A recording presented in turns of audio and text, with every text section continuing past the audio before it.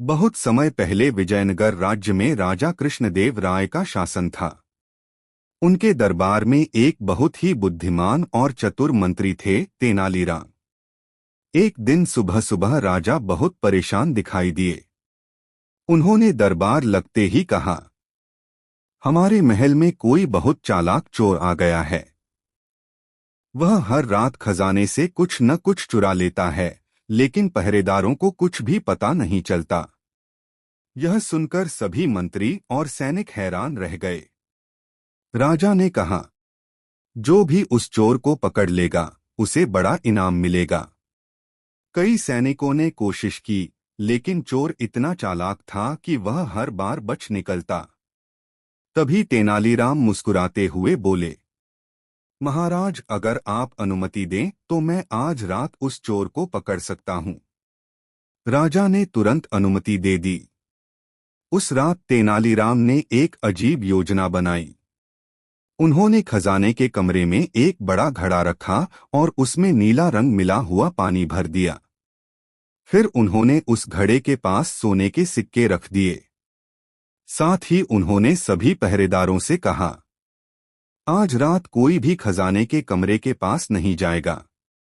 आधी रात को वही चोर चुपके से खजाने के कमरे में घुसा। उसने सिक्के उठाने के लिए हाथ बढ़ाया, लेकिन उसका हाथ घड़े से टकरा गया। घड़ा गिर गया और नीला रंग उसके हाथों और कपड़ों पर लग गया। चोर जल्दी से भाग गया, लेकिन उसे पता नहीं था कि यही उसकी सबसे बड़ी गलती बन जाएगी।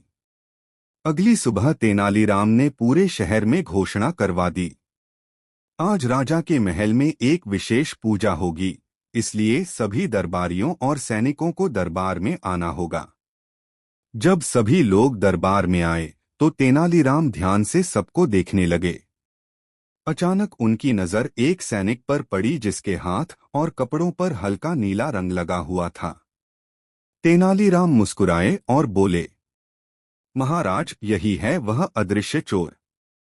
सैनिक घबरा गया और तुरंत अपने घुटनों पर गिर पड़ा। वह बोला, मुझे माफ कर दीजिए महाराज, मैंने लालच में आकर चोरी की थी। राजा कृष्णदेव राय तेनालीराम की बुद्धिमानी देखकर बहुत खुश हुए। उन्होंने कहा, तेनालीराम, तुम्हारी चतुराई के सामने कोई भी चालाकी नहीं टिक सकती। राजा ने चोर को सजा दी और तेनालीराम को बड़ा इनाम दिया। सीख, बुद्धि और समझदारी से सबसे बड़ी समस्या का भी हल निकाला जा सकता है। Please like, share and subscribe our YouTube channel.